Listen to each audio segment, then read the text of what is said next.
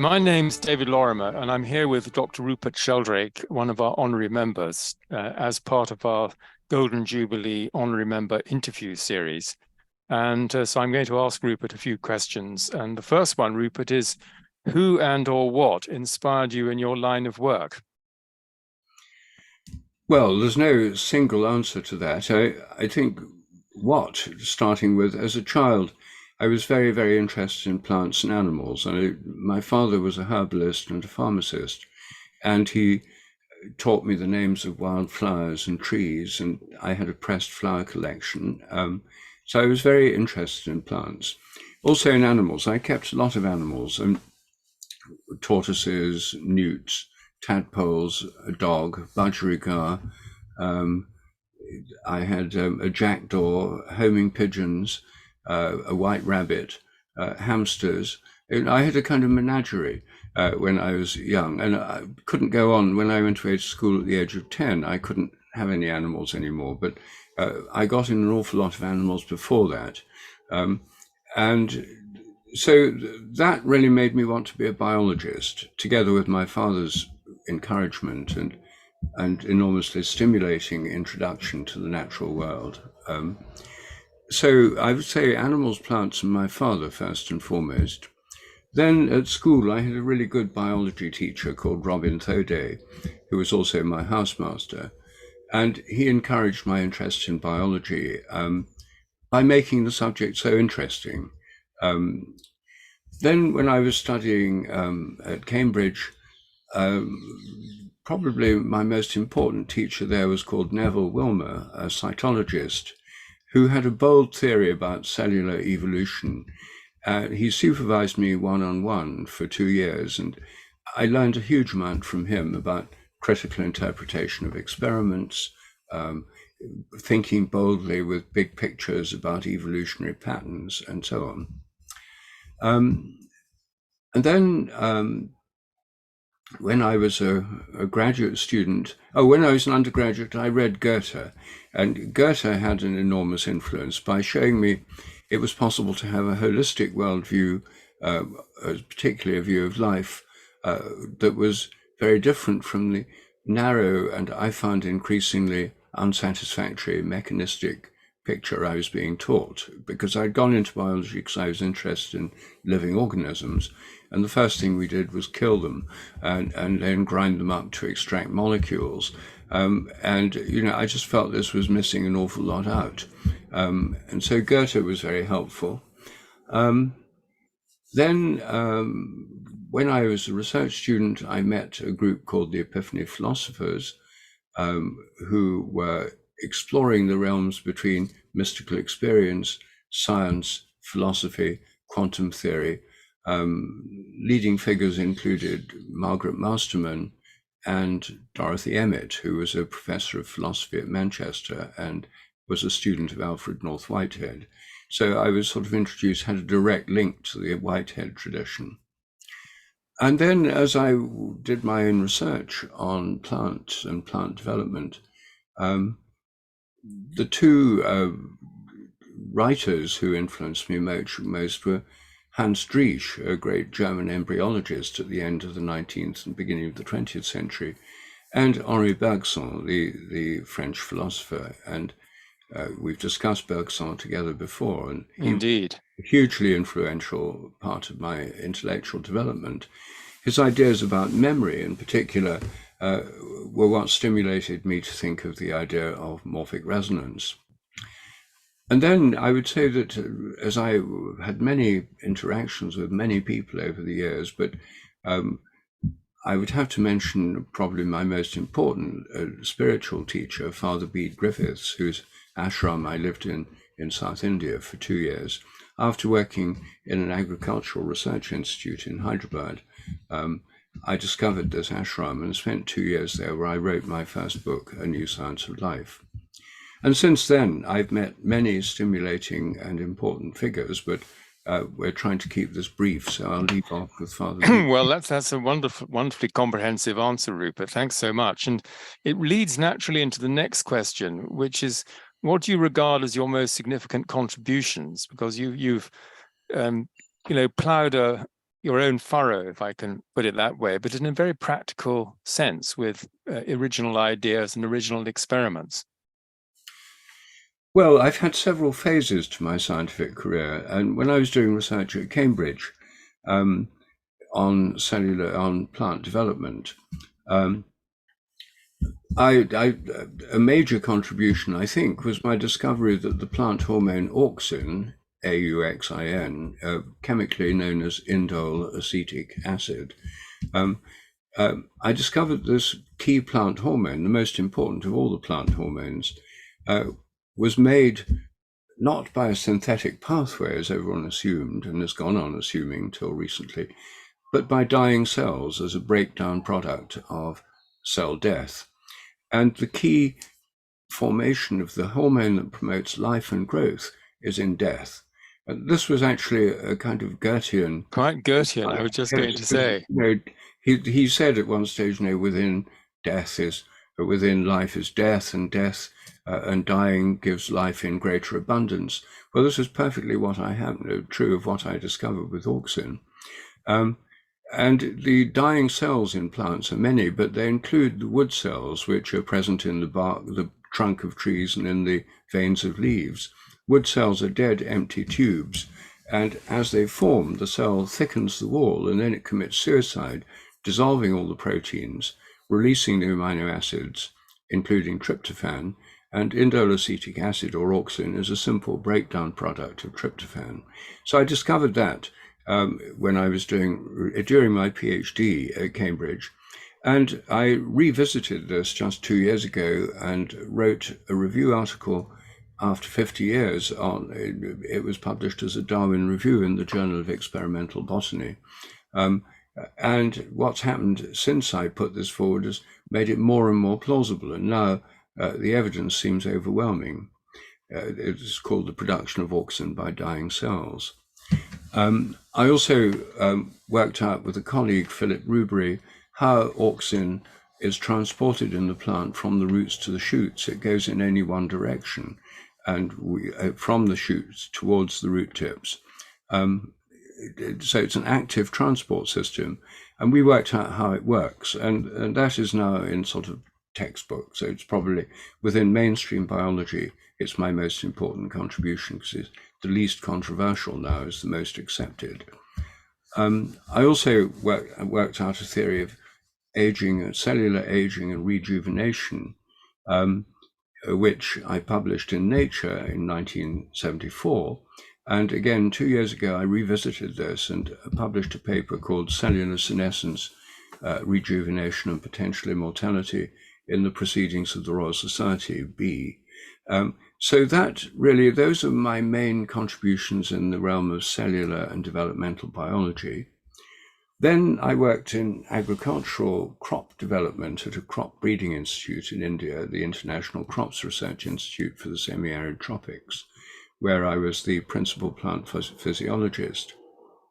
And our institute, our team, developed new varieties of chickpea and pigeon pea, which were higher yielding and more disease resistant. And in particular, I worked out a cropping system that involved exploiting the potential perennial nature of pigeon peas, which are normally grown as an annual, but I worked out a cropping system where they could be grown expressing their perennial nature, a higher yielding system that's now being used by farmers over hundreds of thousands of hectares in India and in China and elsewhere. So that was, again, some kind of separate area. And then when I was in India living in Father Bede's ashram, I wrote my first book on morphic resonance, A New Science of Life. So I'd certainly say that morphic resonance, the idea of a kind of memory in nature, is one of my major contributions.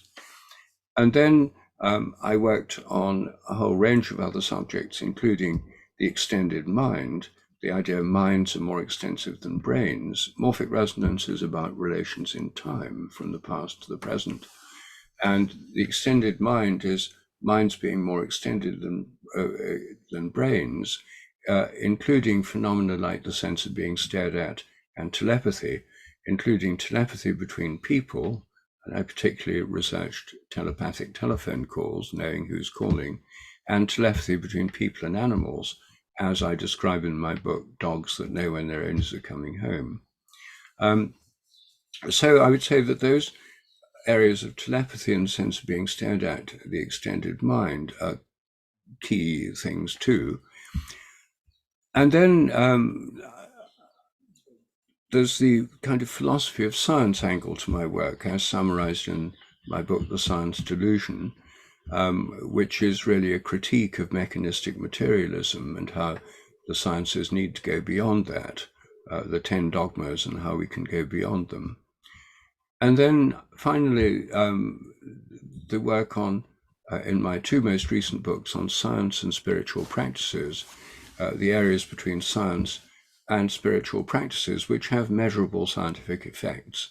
And they're not just something nebulous things to do with vague ideas or beliefs, but if you meditate, it actually affects the blood pressure, it protects you against depression, it affects stress hormone levels, etc., reduces them, and so on. There are many measurable effects of spiritual practices. So those, I mean, it's a long list, but it's a very good list and very wide-ranging. Yes, I've worked in quite a few different areas, so there's no one single area. Anyway, that's probably enough. Yes, thank you very much, Rupert. And then, how do you see the evolution of consciousness studies and the relationship between science and spirituality over the next, say, 20 years?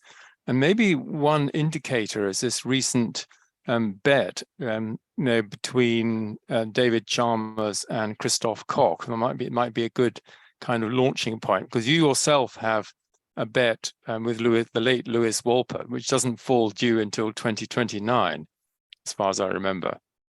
Well, my bet with Wolpert isn't really about consciousness studies. It's developmental biology. The bet that you won't be able to predict all the details of a multicellular organism from its genome alone. I think I've already won it, basically, but we've got to wait till 2029. Even Lewis Wolpert, before he died, when we met at some event, he said, "Rupert, I think you're going to win our bet." So I think it's almost a foregone conclusion, but we're going to have to wait till 2029 for me, or open the case of port. Yes, for all my sons to enjoy the case of fine port, which was chosen, you'll remember, of course, with your own advice. So you were our consultant on the stake in this wager, namely a case of fine port. You may recall it's Quinto do Vesuvio 2008, which I hope I'll be here to taste in 2029. I'm sure you will. But in a sense, there's a parallel, but because there was an expectation on the part of Koch making this assumption that things would be cracked, that consciousness would be cracked, and it hasn't been, and is unlikely to be. Well, certainly unlikely to be understood in terms of mechanistic science, which was his original bet. I gather that Koch himself has now moved on. He's become a panpsychist now, and he's become, I mean, he himself is no longer a hardcore mechanist. But I think in the next 20 years, that was the period in your question. Yes. But, well, I hope that morphic resonance will come true, as it were. That, if morphic resonance is established as a fact, then that will totally alter consciousness studies, because it will show memories are not in the brain, that we really are influenced by collective memory, as Jung said, and that there's a whole dimension of our minds which is not inside our brains. I think the extended mind research that I'm working on, again, if that's more generally accepted, the idea that the mind is more extensive than the brain would obviously influence consciousness studies beyond the idea it's all inside the head, the mechanistic idea, or even beyond the sort of Francisco Varela idea, or the so-called enactivist idea that the mind virtually extends beyond the brain, but not in a way that actually makes a difference. It doesn't actually do anything. I think it does do something, which is why I think the sense of being stared at and telepathy happen.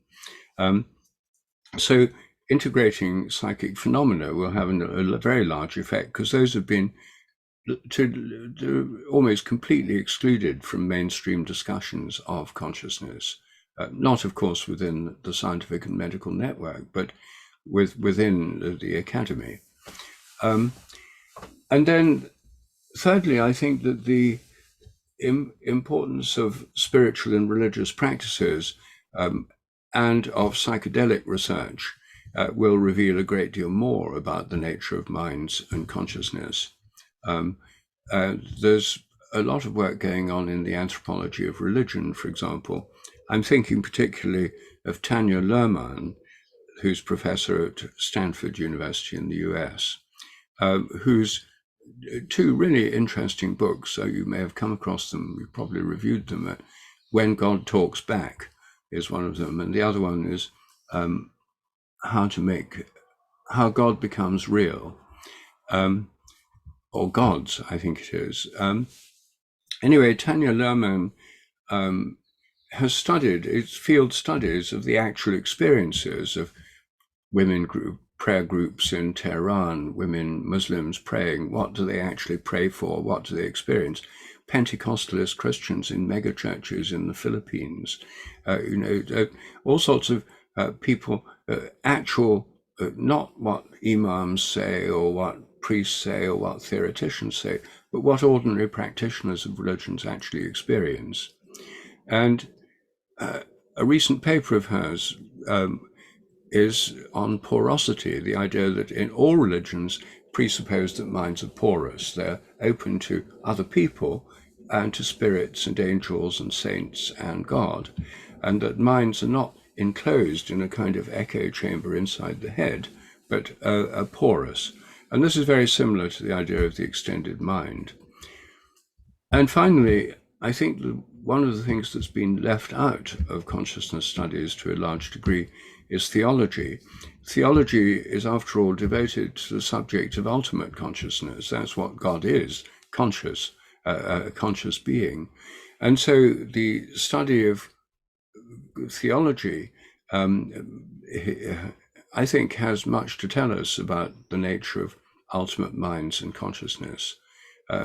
And I'm thinking of books like David Bentley Hart's The Experience of God, Being Consciousness Bliss, which shows how much there is in common between the theologies of Hinduism, Christianity, and Sufi branches of Islam, and even certain areas of Buddhism, that they have more in common than sets them apart. And I think integrating theology with consciousness studies will give a big boost to the whole field. Particularly mystical theology, which goes back to your emphasis on experience. Absolutely, particularly mystical theology, but also Trinitarian theology, which is really about the actual way in which God's mind works.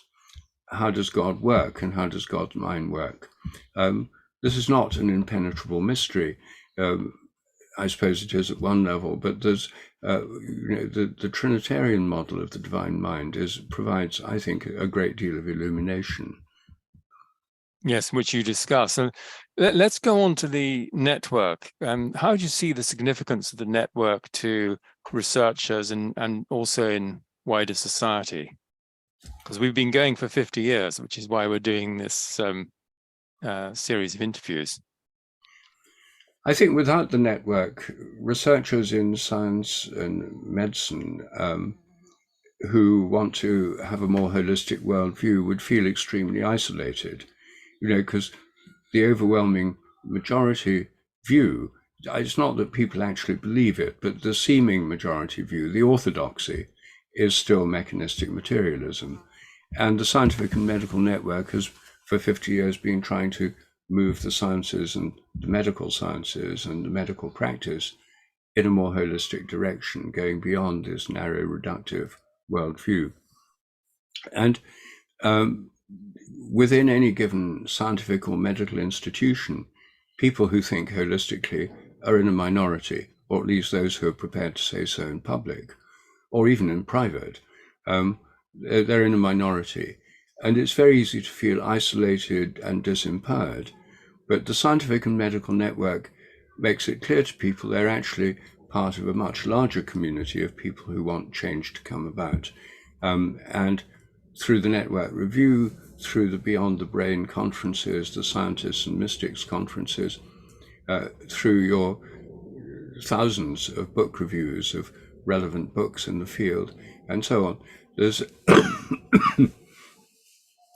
it makes people aware that they're part of a much larger movement, a much larger process, and this is empowering, and it means that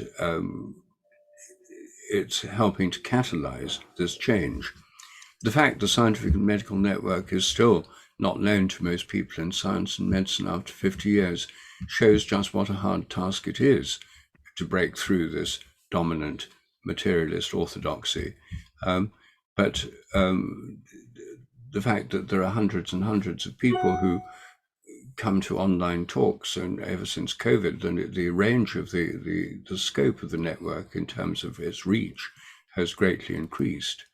And so I think it's more relevant than ever.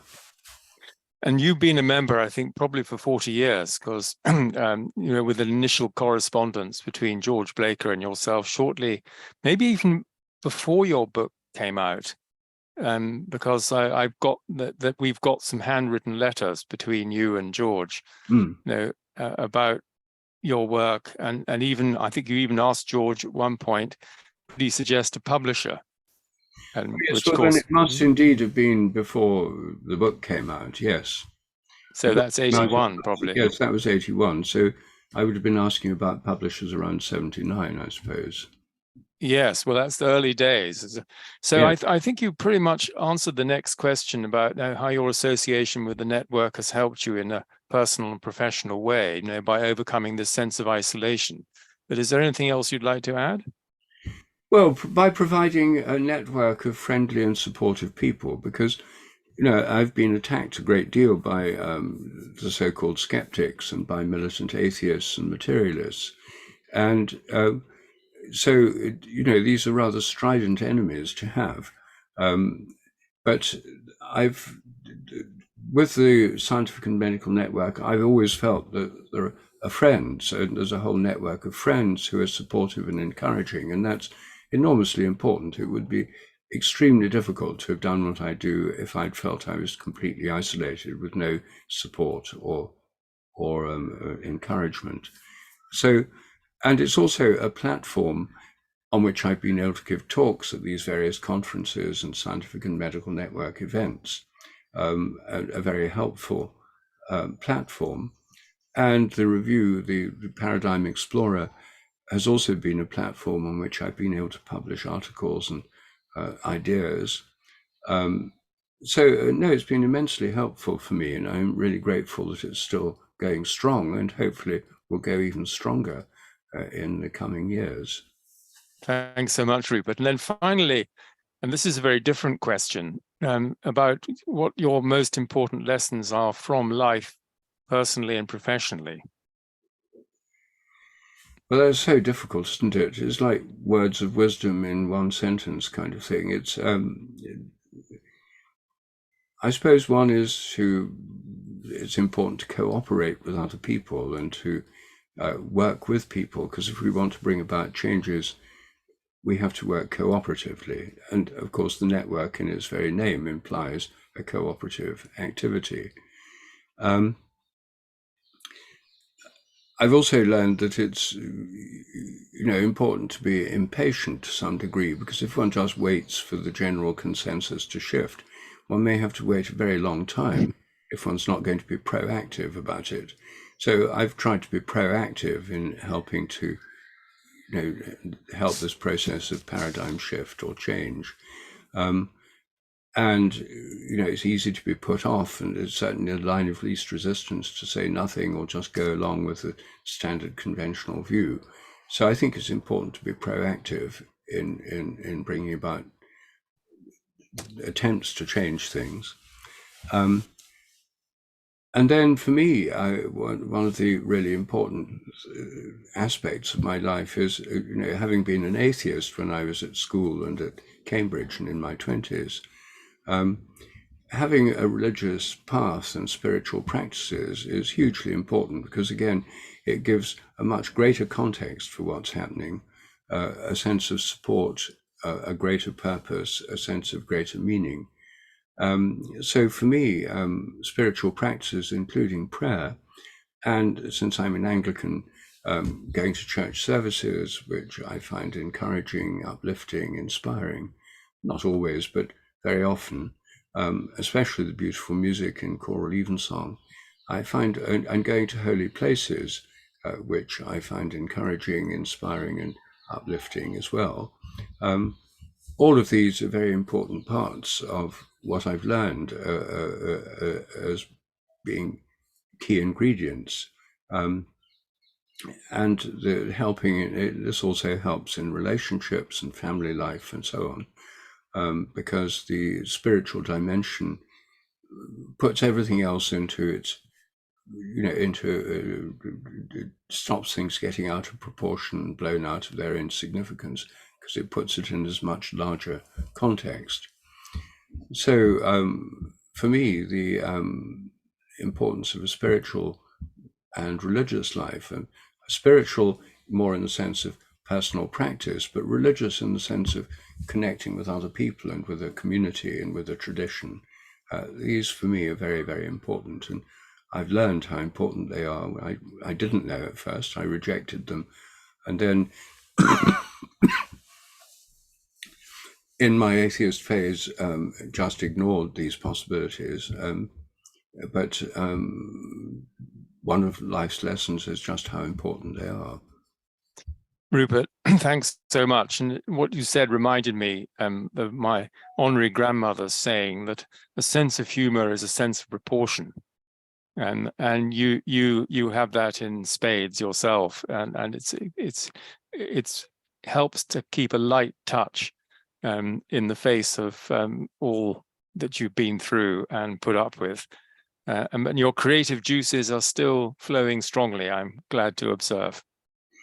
Well, I'm very busy at the moment. I've got several big projects afoot. So yes, thank goodness. I mean, this is what I most enjoy doing. So I'm very glad I can go on doing it. Rupert, thanks so much for your time. Well, thank you, David, for being part of the network and such an important part of it for so long and helping it to stay alive, flourish, and develop further. Thank you.